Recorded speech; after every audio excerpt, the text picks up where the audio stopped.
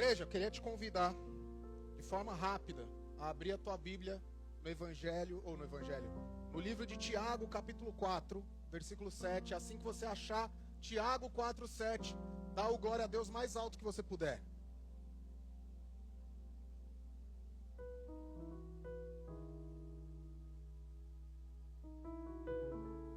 Vamos de novo.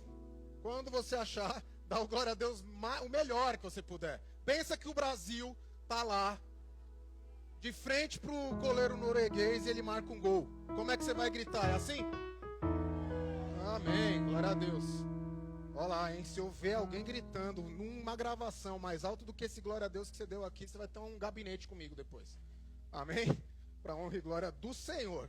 Glória a Deus. Diz assim a palavra de Deus em Tiago 4:7. Portanto, submetam-se a Deus. O que a palavra diz? Resistam ao diabo e ele então fugirá de vocês. Fecha a tua cabeça, fecha teu olho e abaixa a tua cabeça. O negócio está complicado hoje, Ícaro, me ajuda. Cadê a intercessão? Pediram para orar, eu tô achando que vocês não estão orando. Vamos orar, igreja. Senhor Deus, amado Pai, nosso tudo. Mais uma vez nos encontramos agora aos teus pés. Mais uma vez nos colocamos diante da tua presença.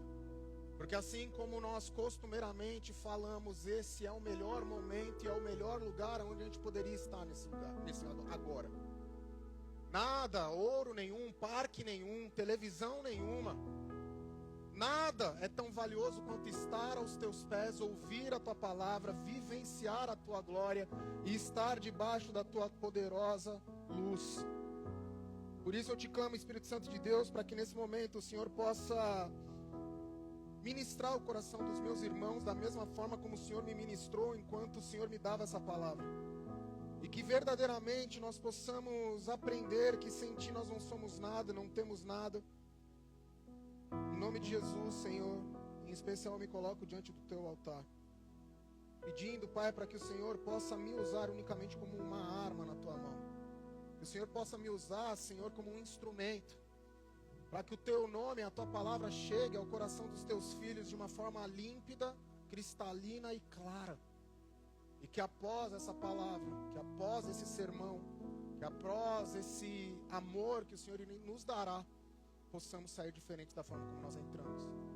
Porque Tua é a glória, Tua é toda a honra e Teu é todo o poder. No nome santo de Jesus, amém, Senhor, e amém. Meu amado e minha amada, eu poderia trazer uma palavra hoje direcionada a Davi e Golias, a um gigante. Afinal de contas, o coração do brasileiro hoje está voltado ao que vai acontecer às 4 horas da tarde. Muitos aqui desesperançosos, muitos aqui não acreditando nem no que está acontecendo agora. O Brasil chegou, meu irmão, passamos, estamos nas oitavas. Será que é vergonha perder da Noruega?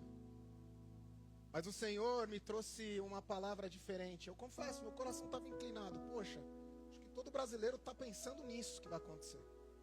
E houve discussões, né? Vai ter culto, não vai ter culto. Para honra e glória do Senhor, eu nem precisei me preocupar com isso, né? Nosso culto é de manhã. Estamos isentos de qualquer tipo de crítica ou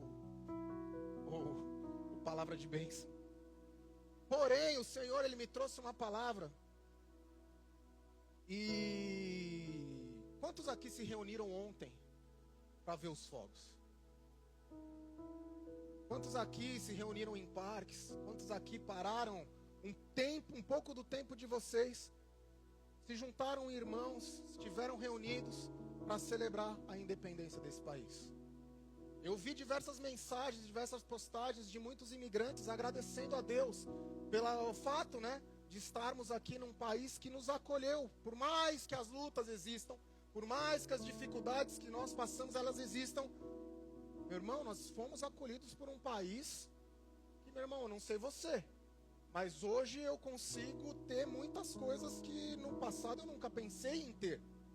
Ou seja, um país próspero, um país onde a gente consegue as coisas, consegue. A gente luta muito mais, concordo com vocês, mas a gente consegue muita coisa.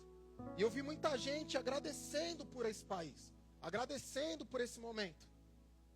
E igreja, de fato, o dia da independência desse país, ele é um momento maravilhoso, um momento de celebração, um momento de festividade.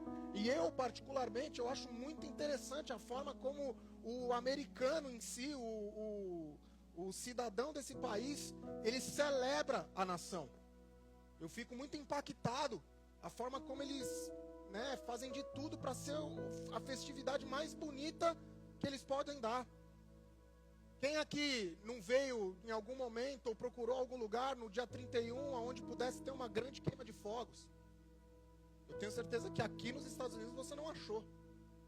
Mas no dia 4 de julho você consegue escolher aquela que você irá participar. Existem muitos parques que eles disputam qual vai ser a mais longa, qual vai ser a mais bonita. Agora, com o advento da tecnologia, nós temos visto drones fazendo imagens, desenhos, e é uma festa muito linda. A gente teve, ontem particularmente, foi um dia que a gente resolveu ficar off do mundo, ficamos em casa, mas desde que a gente chegou aqui nesse país, a gente vai sempre num parque, e cada vez é mais interessante, porque você vai vendo detalhes que antes você não percebia. Na última vez que eu fui, tinha uma banda country, e eles ficaram tocando músicas ali, celebrando com o povo, fazendo uma grande festa. Parou tudo, porque estava próximo do horário dos fogos. O povo todo se levantou e começou a cantar o hino do país. Isso também é algo maravilhoso. E particularmente ontem foi uma celebração diferenciada, porque ontem foi celebrado 250 anos dessa terra, da independência dessa terra. E você pode até celebrar, você pode até vivenciar, mas muitos daqui provavelmente não sabem nem o que raios foi essa independência. Então, eu quero te contar um pouco da história desse país. Então, senta que lá vem a história. Quem é dessa época aí? Igreja, antes dessa independência, os Estados Unidos, ele vivia debaixo do governo da Inglaterra. Amém?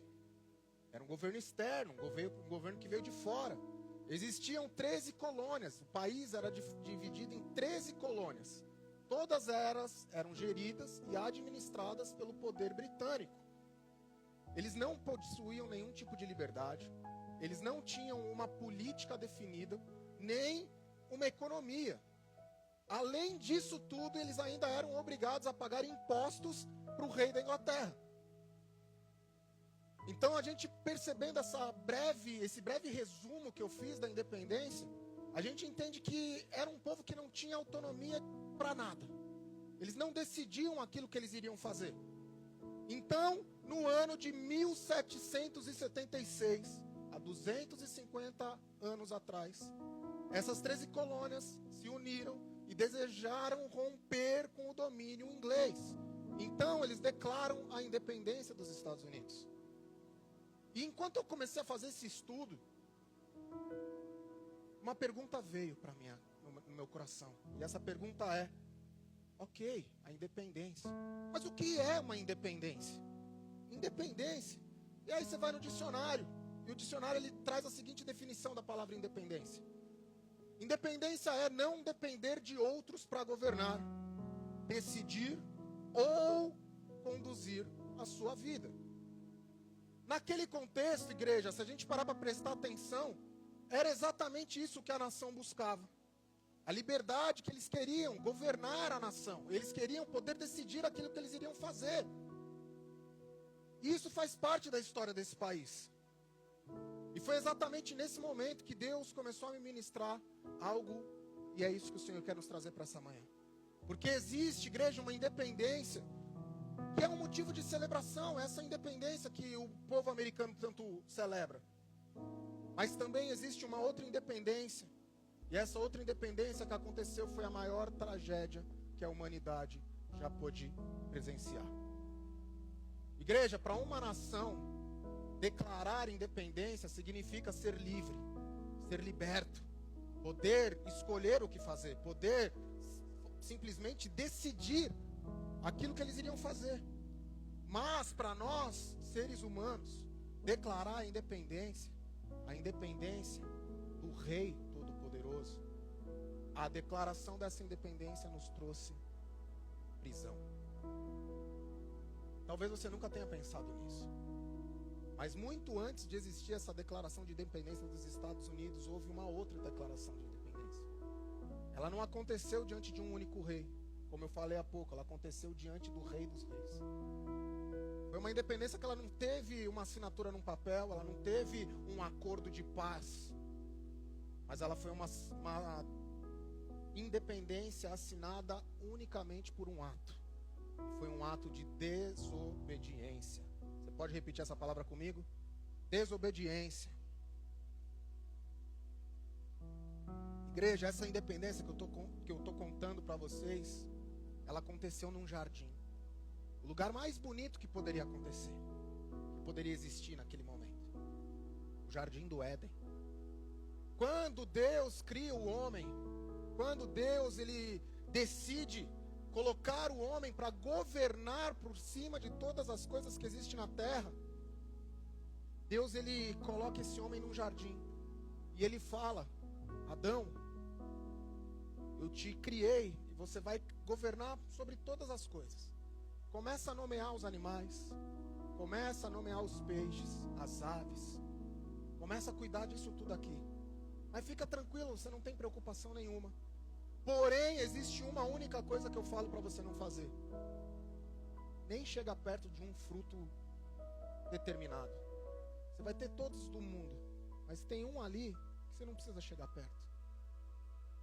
Porém, da mesma forma como Deus ele solicitou a Adão e a Eva, né, para que eles não comessem de um fruto, houve um determinado momento em que uma serpente, ela começou a questionar esse casal. Começou a questionar. E nesses questionamentos que eles fizeram, que eles faziam, foi aonde aconteceu a independência do homem. Foi na primeira tentativa que a humanidade fez de tentar viver de forma independente à vontade de Deus, que aquilo que antes parecia uma liberdade produziu vergonha, produziu o medo, produziu uma separação, produziu a morte. Então, igreja, você precisa entender que existe uma verdade, e essa verdade ela atravessa a Bíblia inteira. E se você parar para estudar a Bíblia de capa a capa, você vai ver que toda a independência de Deus termina em escravidão. Você pode repetir isso comigo? A independência de Deus gera escravidão. A independência de Deus, ela gera um aprisionamento. E é exatamente por isso que Tiago, quando escreve, ele escreve algo tão poderoso. Portanto, submeta-se a Deus. Submeta-se a Deus. Resista ao diabo. E aí sim ele fugirá de você. Igreja, perceba que Tiago ele não começa falando sobre o diabo. Ele começa colocando Deus em primeiro lugar. Ele começa falando: permita que o controle de Deus faça parte da tua vida. Submeta-se, se coloque à disposição, se coloque à vontade exclusiva de Deus. Se sujeite àquilo que Ele tem para te oferecer. E a gente precisa entender, igreja, que a maior batalha espiritual nas nossas vidas nunca foi contra Satanás. E quando eu falo isso, eu não estou dizendo que não existe uma batalha espiritual, porque ela existe. Eu não sei se você sabe, mas a Bíblia também conta que 1/3 dos anjos foi enganado por Lúcifer. E Lúcifer hoje mora aonde? Aonde ele mora? Aqui na terra. É isso que fala. Meu Deus, a gente precisa fazer um seminário de batalha espiritual aqui agora? Quem acredita no diabo aí? Ninguém? Só eu? Glória a Deus. Então hoje vai ser manhã de... Eu vou mudar a palavra. Tô doido para falar sobre isso. E vocês estão falando que vocês não acreditam no diabo. Então fala comigo, gente. Fala comigo. Vamos estar junto. Quem acredita no diabo aqui, levanta a mão. Amém. Glória a Deus. Agora estamos na mesma página.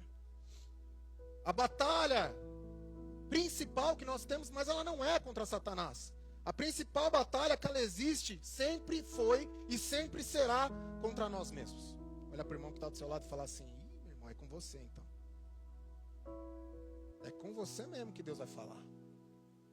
Igreja, a nossa maior batalha sempre será contra a nossa própria vontade, contra o nosso próprio querer. E é por isso que quando o Evangelho ele fala, a primeira coisa que Tiago ali fala na palavra de Deus, ele não fala para nós lutarmos contra o diabo, mas ele fala para nós resistirmos ao diabo, sem antes esquecer de sujeitarmos à vontade de Deus. E o que o Senhor ele nos fala nessa manhã, igreja, é que chegou a hora, chegou o momento de voltar ao lugar que um dia Adão abandonou, amém? O lugar da submissão. Então eu queria te convidar a abrir a tua Bíblia em Gênesis 3, a partir do versículo 1. E a gente vai entender um pouco mais dessa história de independência, que para o ser humano acabou sendo uma história de derrota, amém?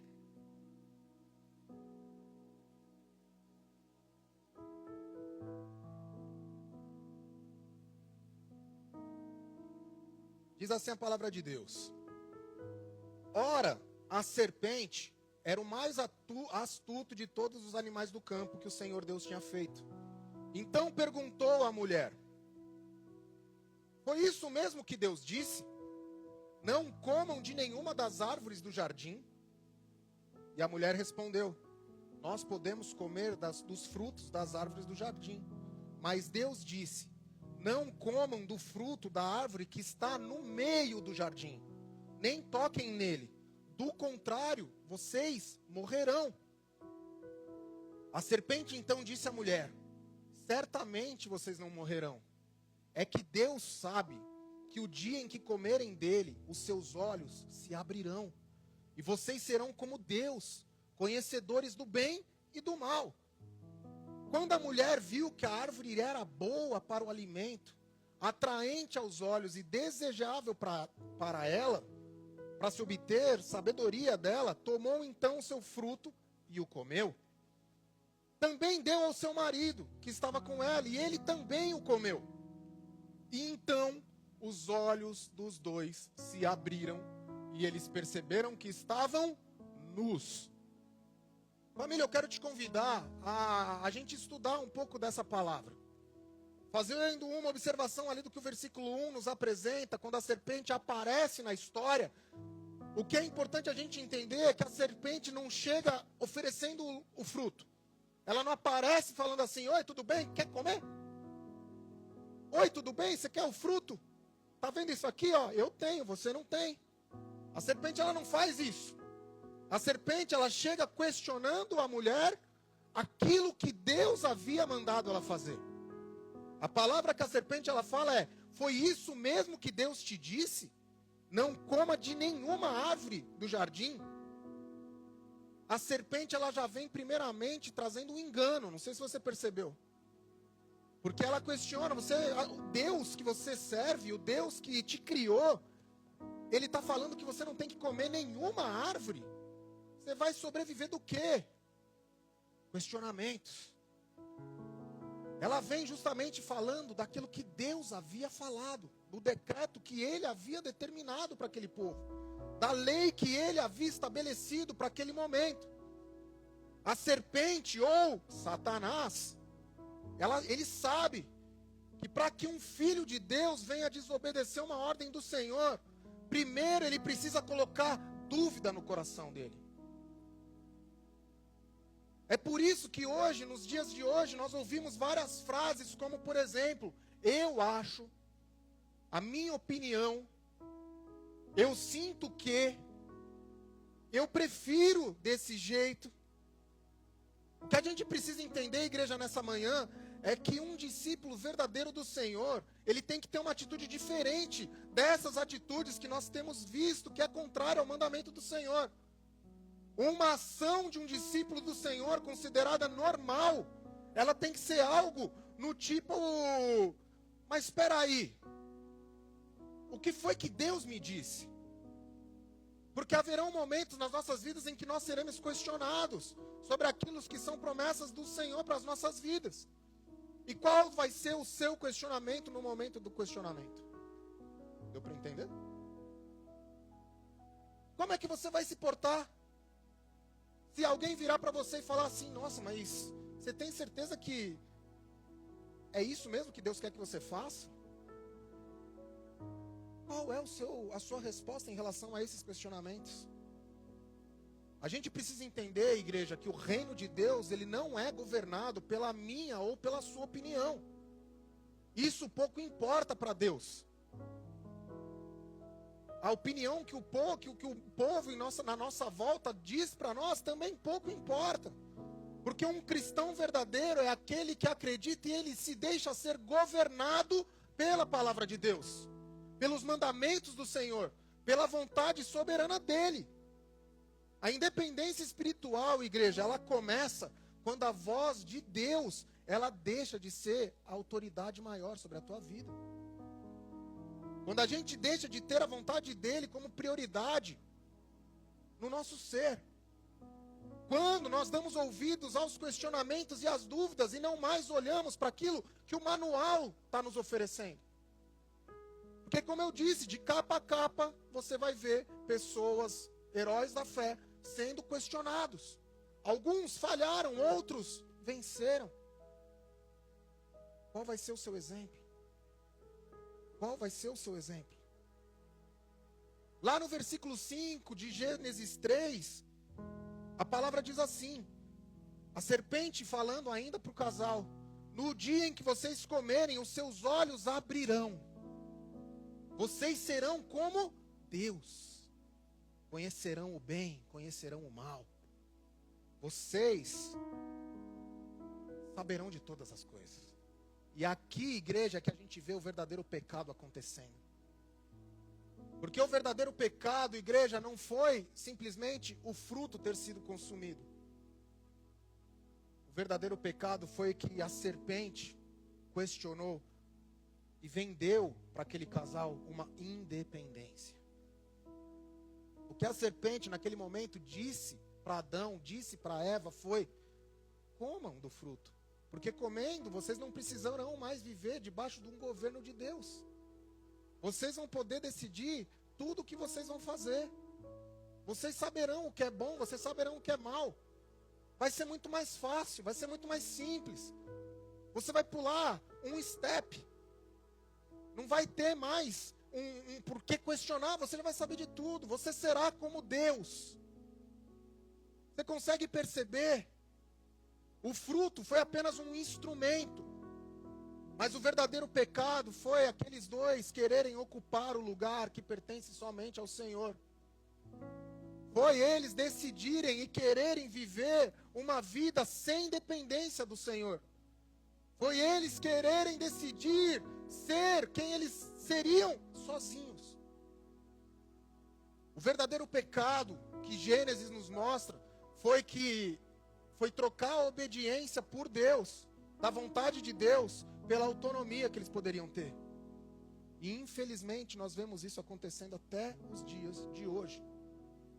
Sempre que nós dizemos, eu sei o que Deus falou, os meus planos, eu vou fazer do meu jeito, nós estamos repetindo aquilo que Adão fez.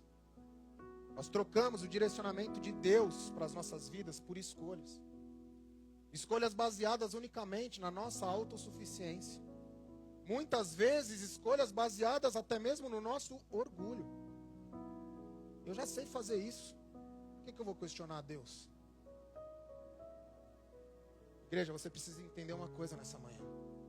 O pecado, ele nunca começou quando a mão foi em direção ao fruto. O pecado, primeiramente, começou no coração. Eles primeiro acreditaram que eles poderiam saber mais do que Deus. Aí depois eles estenderam a mão para o fruto.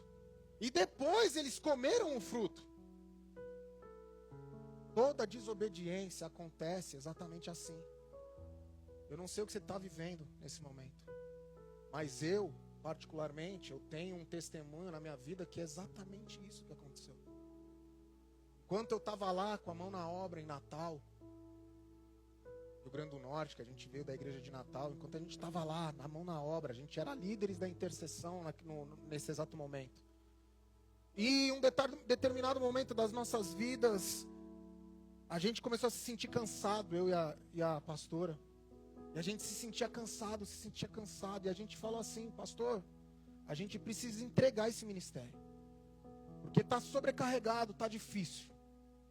A gente não sabe mais nada. E na nossa cabeça, a gente tinha certeza daquilo que a gente estava fazendo. E eu me lembro da palavra dele. Ele foi usado por Deus naquele momento. Ele falou assim: tá bom, vocês vão sair, mas eu preciso que vocês continuem firmes na obra do Senhor. E a gente, claro que vamos estar. A gente era diácono na época lá na igreja. E simplesmente o que aconteceu, igreja? Estávamos lá na igreja de forma constante. Eu não vou falar religiosa, mas de forma constante, porque o nosso intuito sempre foi agradar a Deus. Sempre foi colocando Deus em primeiro lugar. E nós estávamos lá. Toda sexta-feira nós nos reuníamos na intercessão na igreja. No domingo nós íamos para o culto, estando de escala ou não, estávamos lá, prontos, à disposição daquilo que o Senhor tinha para nos dar. E nós simplesmente entregamos esse ministério. E automaticamente, aquela sexta-feira que nós nos alimentávamos, que nós estávamos na presença, isso parou de existir nas nossas vidas. E em troca daquilo, eu nem lembro o que a gente fazia. Mas com certeza a gente não parava para orar para Deus. A gente não parava para se entregar a Deus. A gente não parava para se colocar diante de Deus. Igreja, o que eu posso dizer para vocês é que foi o pior momento da minha vida. Porque simplesmente os pensamentos que eu nunca pensei que eu poderia ter, eu comecei a ter. Pensamentos que eu nunca pensei que eu poderia um dia pensar, começou a fazer parte da minha vida. Eu trabalhava viajando e essas viagens elas se tornavam cada vez mais desafiadoras porque não me importava mais o que eu estava fazendo.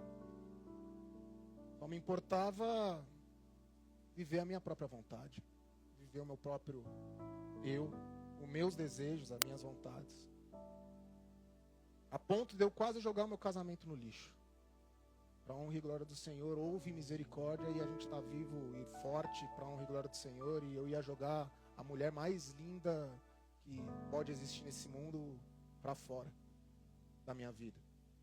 Simplesmente com os maiores tesouros que Deus poderia ter me dado, que são as minhas filhas. Simplesmente porque eu queria viver a minha vontade, o meu querer, o meu eu. Só que eu posso te dizer que eu não cheguei nesse ponto da noite para o dia. Foi um tempo pensando, foi um tempo questionando, um tempo se esfriando da vontade de Deus. Então, igreja, pense nisso. O pecado, ele nunca vai vir da noite para o dia. Vai vir com um pensamento. Vai vir com uma vontadezinha de continuar, de fazer. Vai vir com o fato de você não se arrepender. De você não voltar à essência, de você não voltar ao primeiro amor. De você não voltar aos pés da cruz. De você não voltar a viver debaixo daquilo que o Senhor quer que você viva. O pecado, ele sempre vai vir a partir do momento em que a sua independência começa a se tornar algo natural na tua vida. Você não precisa mais de Deus. Naquela época, eu trabalhava numa empresa boa. Eu trabalhava com vendas e as minhas vendas estavam muito boas. Eu tinha o carro da empresa. Eu tinha plano de saúde. Eu tinha vale-refeição. Eu tinha tudo que uma pessoa poderia ter. Só que o maior tesouro que eu tinha, eu simplesmente abandonei. Que era a vontade de Deus. E meu irmão, minha irmã, meu amado e minha amada. Eu estou falando isso já velho de igreja. Mais de 15, 18 anos de igreja eu tinha. Diácono há mais de 10 anos. Porque não existem homens super-homens espirituais. Existem homens que estão debaixo da vontade exclusiva de Deus. E esses que ali estão, permanecerão. Esses que não aceitam essa vontade, eu não sei o que te disseram, mas provavelmente perecerão. Por isso, essa é a manhã onde o Senhor tem te chamado para cancelar aquilo que um dia Adão fez. Porque a independência do homem de Deus ela apenas gera morte, apenas gera tristeza, apenas gera dor no coração. O seu coração, igreja, se não estiver conectado com Deus, ele muito provavelmente vai tomar as atitudes erradas. Quando Jeremias, o profeta Jeremias, declara lá no versículo 9 do capítulo 17, ele diz assim: o coração do homem é mais enganoso do que qualquer outra coisa. O que a gente precisa entender é que o nosso coração sempre vai tentar nos convencer de que o nosso caminho é melhor. Salomão também disse lá em Provérbios 14:12, há um caminho que parece reto para o homem, mas no final esse caminho conduz à morte. Você percebe, igreja? O pecado, ele sempre parece fazer um sentido. A independência sempre vai parecer ser uma boa ideia. Mas o que o Senhor ele está nos mostrando nessa manhã é que a independência de Cristo somente terá um fim. E esse fim vai ser a destruição. É só você ver aquilo que acontece ali no versículo 7. Quando você olha o versículo 7, você vê que os olhos daqueles dois se abriram, assim como a serpente tinha falado. Seus olhos abrirão. Assim como o pecado, muitas vezes, te oferece algo. Vai ali, meu irmão. Conta aquela mentirinha ali, você vai ganhar um ponto com o teu chefe. Pô, meu irmão, mas dá um jeito ali. Deixa de pagar aquele irmão ali, porque daí você paga a sua conta aqui e fica tudo bem pro teu lado. O versículo 7, ele fala que então os olhos daqueles dois se abriram e eles perceberam que estavam nus. E ele continua falando, e por isso então eles procuraram folhas de figueira e fizeram algo para se cobrir. Continuando a palavra, vocês vão ver que eles tentaram se esconder de Deus. Porque a palavra de Deus fala, não precisa não, mas a palavra de Deus fala que ao entardecer, Adão e Eva tinham um encontro exclusivo com Deus. E naquele momento, a única coisa que eles desejavam era se esconder de Deus. Se esconder daquele que havia colocado eles naquele lugar. Daqueles que havia formado eles do nada, absolutamente nada. Ou seja, aquilo que a serpente ofereceu se tornou uma grande ironia para a vida daqueles dois. Porque ela prometeu que os olhos se abrissem e eles abriram. Mas eles não abriram para uma vida melhor. Eles abriram para uma vida com vergonha. Eles abriram para uma vida onde a culpa era constante. Eles abriram para uma vida onde eles tiveram medo. Eles abriram para uma vida onde houve separação. Separação. O resumo dessa história, o final dessa história, é que eles foram expulsos do jardim. E essa expulsão foi tamanha, que Deus ainda colocou um anjo na entrada do jardim e falou assim: tenta passar, tenta voltar do jeito que você está, tenta voltar. Eu te desafio. Satanás, igreja, sempre vai prometer uma liberdade. Mas a liberdade que ele vai te entregar é atrás de uma grade de prisão. Ele sempre vai te prometer uma autonomia. Mas a autonomia que ele vai te entregar é através da escravidão. Satanás, ele vai sempre te prometer uma felicidade. Mas é uma felicidade que vem junto com um vazio. Sabe aquele vazio que, meu irmão, eu estou fazendo de tudo. Estou vivendo bem. Estou ganhando um salário legal. Estou com saúde. Estou conseguindo correr. Mas nada disso me traz alegria. Esse é o vazio. Esse é o vazio que é a alegria que o diabo ele vai te entregar. Se você não se colocar aos pés do Senhor. E eu quero que você guarde uma frase nessa manhã. E essa frase é a seguinte: toda vez que um homem tira Deus do trono, alguma outra coisa ocupará esse lugar. Repete comigo: toda vez que o homem tira Deus do trono, alguma outra coisa ocupará esse lugar. Ninguém vive sem Deus. Ninguém vive sem um Senhor. Ou Cristo governa o seu coração, ou o dinheiro vai governar. Ou Deus governa o seu coração, ou o orgulho vai governar. Ou você está debaixo da vontade de um Cristo soberano, ou a ansiedade é que vai governar. Ou você deixa Ele governar o seu coração em tudo que você fizer, ou os seus desejos é que governarão o seu coração. Ou o Senhor, Ele vira verdadeiramente o dono do seu coração, ou os pecados irão te governar. Sempre haverá alguém sentado no trono, que é o trono do Senhor. Quem vai ser entronizado pela tua vida, igreja? Quem é o único merecedor do trono na tua vida, igreja? Se a gente parar para perceber, foi exatamente isso que aconteceu com Adão. Ele deixou de viver debaixo do governo de Deus, para viver debaixo de um governo da própria vontade.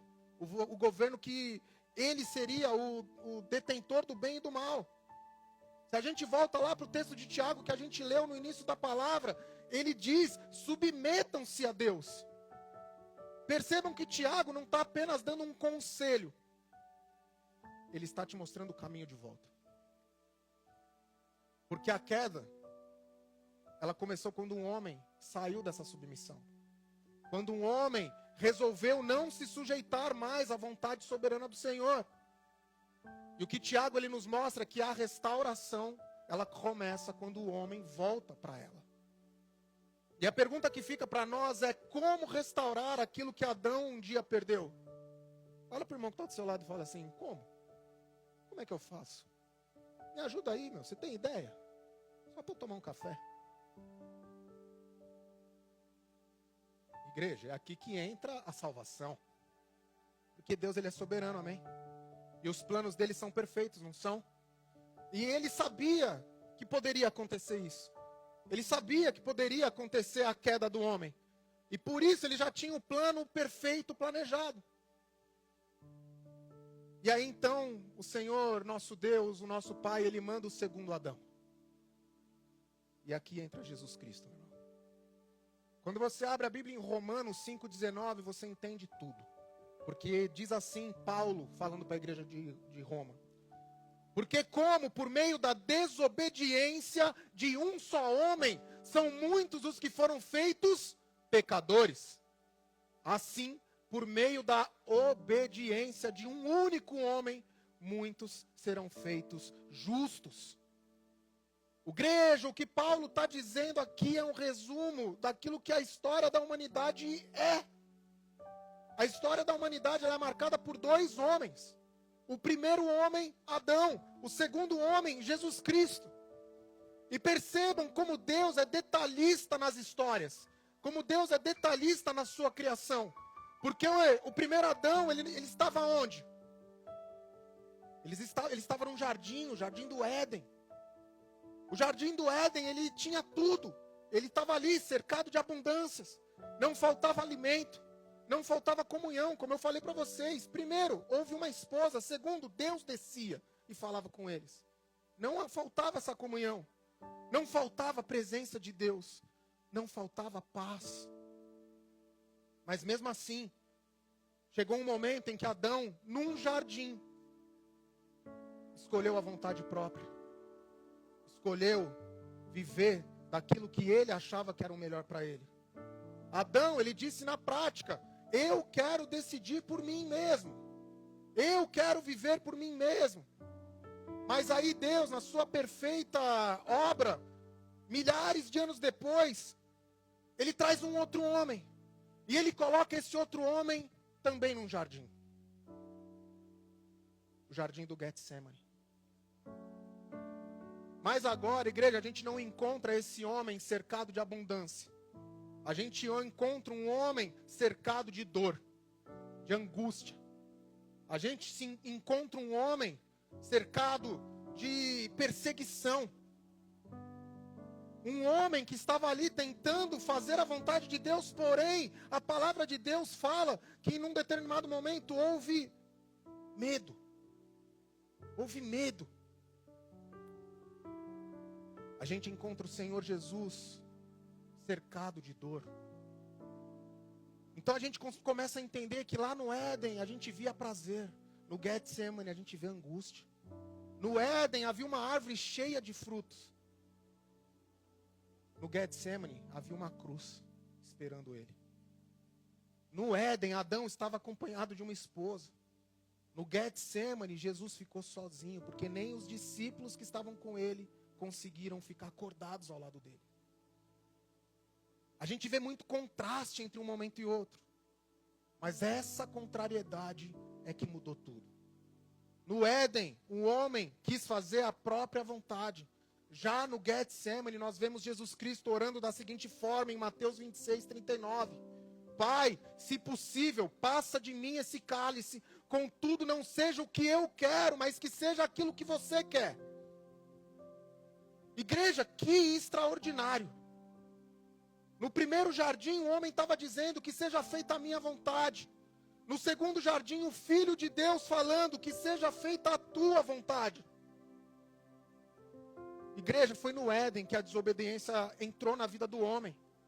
Mas foi ali no Getsemane que a obediência voltou.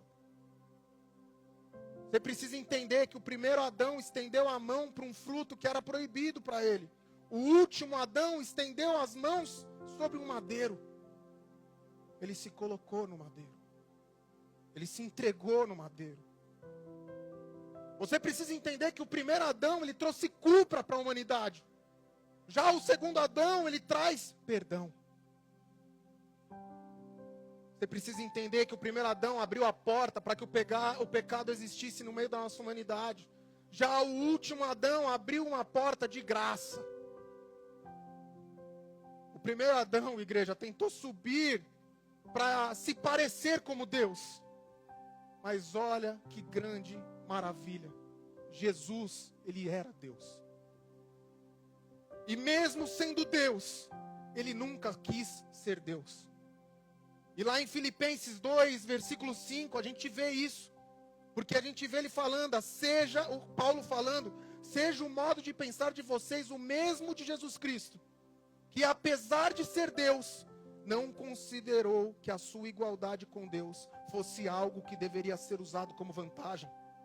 Antes de tudo, ele esvaziou-se a si mesmo, assumiu a forma de servo, tornando-se semelhante aos homens, sendo encontrado em figura humana, humilhou-se e foi obediente até a morte de cruz. Jesus, ele poderia, num estalar de dedos, paralisar todos os soldados romanos. Assim como ele fez ali no momento em que Pedro arranca a orelha de um soldado. Ele poderia, num estalar de dedos, ter dizimado todos eles. Falei errado nessa palavra. É isso. Poderia. Mas o que Jesus fala, calma esse seu coração aí. Você está muito afoito. Deixa o soldado aqui inteirinho. Ele tem uma missão a cumprir. E ele se entrega. Ele se entrega, a orelha do soldado volta. E ele se entrega. Porque ele estava sendo obediente. Mesmo que a obediência trouxesse morte física para ele. Ele sabia que ele tinha uma missão. Você consegue ver o contraste? Adão quis ser como Deus, Jesus sendo Deus, humilhou-se. Adão quis ser exaltado, Jesus se esvaziou. Adão desobedeceu para satisfazer a si mesmo, Jesus obedeceu para salvar a humanidade. Enquanto um estende a mão para tomar algo que não era dele, o outro estende a mão para entregar aquilo que ele tinha. E é por isso que Paulo diz em Romanos, pela desobediência de um veio a condenação, agora pela obediência do outro chegou a justificação. Igreja, você precisa entender nessa manhã que a sua salvação, ela não começou na cruz. A sua salvação, ela teve início num jardim. Foi no Getsemane que você começou a ser salvo. Foi no Getsemane que Jesus começou a fazer a boa obra dele acontecer. Porque antes de Jesus entregar o seu corpo na cruz, ele entregou a si mesmo à vontade do Pai. Eu não sei qual que é a visualização que você tem sobre a cruz. Mas você precisa entender nessa manhã que a cruz só existiu porque Jesus obedeceu a Deus. Ele tinha a escolha, mesmo sendo Deus, ele tinha a escolha. E é por isso que ele ora, que passe de mim esse cálice, seja feita a tua vontade. E essa é a grande lição que o Senhor tem para nos oferecer nessa manhã. Pois a verdadeira batalha espiritual, ela não é vencida quando nós gritamos mais alto, quando nós apenas jejuamos, quando nós simplesmente fazemos uma campanha de oração. A nossa batalha espiritual, ela não é vencida nesses atos apenas. Porque atos sem a obediência se torna uma religião. Sim, você tem que orar. Sim, você tem que jejuar. Sim, você tem que ler a sua Bíblia todos os dias da sua vida. Sim, você tem que fazer. Mas de nada vai adiantar isso se você não obedecer ao Senhor. De nada vai adiantar você querer estar próximo de Deus se você não permite que Deus governe a tua vida. De nada vai adiantar. Você vai estar sendo um hipócrita. O Senhor, Ele não aceita hipocrisia no nosso meio. A batalha, igreja, ela é vencida. Assim como nós fizermos, como Jesus fez. Dobrando os nossos joelhos ao chão, olhando para o céu e falando: Pai, que não seja feita a minha vontade, mas que a tua vontade seja a vontade genuína. E é por isso que Tiago, ele escreve aquela carta. E é por isso que Tiago, ele volta a nos lembrar e nos reforçar que você possa se sujeitar a Deus. Porque, igreja, toda vitória, ela começa através da submissão. Toda autoridade, ela nasce através da obediência. Toda restauração, ela começa quando você deixa de viver como Adão viveu e começa a viver como Cristo viveu. Feche seu olho abaixo da tua cabeça.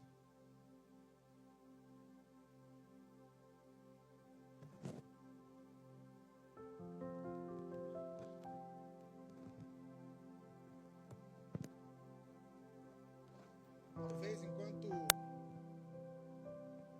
Ei.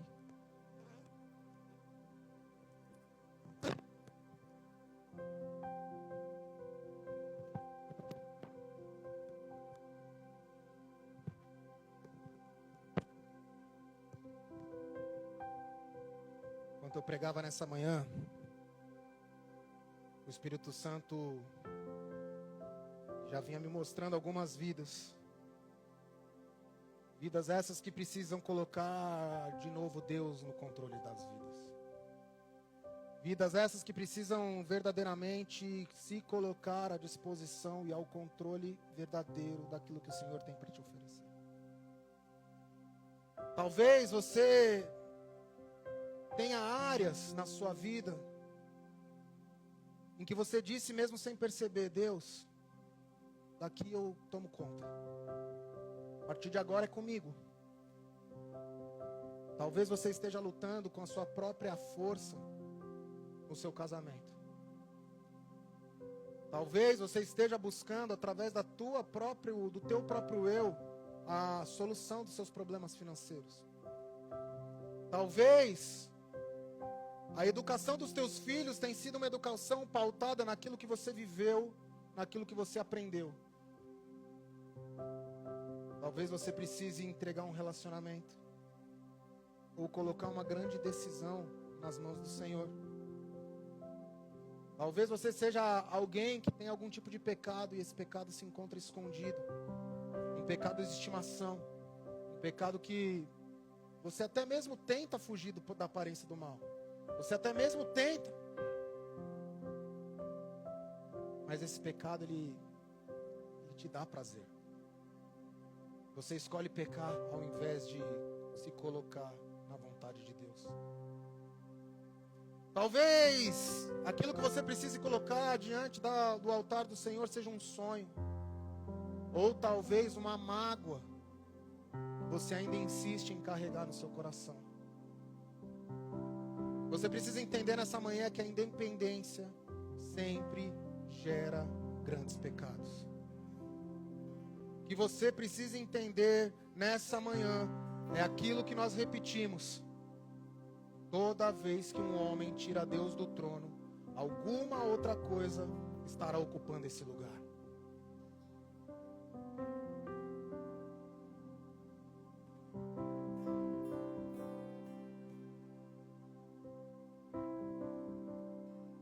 A independência, igreja, às vezes aparece simplesmente quando nós deixamos de perguntar: Senhor, isso é o que você quer que eu faça? Senhor, é isso que você quer que eu viva? Você automaticamente passa a perguntar: é isso que eu quero? Passa a afirmar: é disso que eu preciso. Igreja, hoje Deus está te lembrando de uma verdade. Sim, a queda do homem aconteceu quando Adão tirou Deus do trono. Mas o Senhor, Ele te lembra nessa manhã que a restauração começou quando Jesus voltou ao trono. Quando Jesus se colocou em obediência e se entregou à vontade de Deus. E nessa manhã o Senhor, Ele te fala que você tem uma única escolha na tua frente. Você está agora num caminho e esse caminho tem uma bifurcação. Um caminho te levará ao Jardim do Éden e o outro ao Getsemane. Qual o caminho que você vai seguir? O caminho da busca da independência de Deus ou o caminho onde Deus reina sobre todas as coisas? O primeiro caminho, aonde Adão quis a vontade própria, ou o segundo, aonde Jesus disse que não seja feita a minha vontade, mas que a tua vontade seja feita sobre a minha vida? Qual a tua escolha nessa manhã? Qual o caminho que você vai seguir? Em qual jardim você vai entrar? Talvez você entrou aqui nessa casa, nessa manhã, com tanta luta acontecendo no teu coração. Você tem lutado contra o medo. Você tem lutado contra a ansiedade. Você tem lutado contra tentações. Você tem lutado contra conflitos internos. Você tem uma luta constante contra o pecado.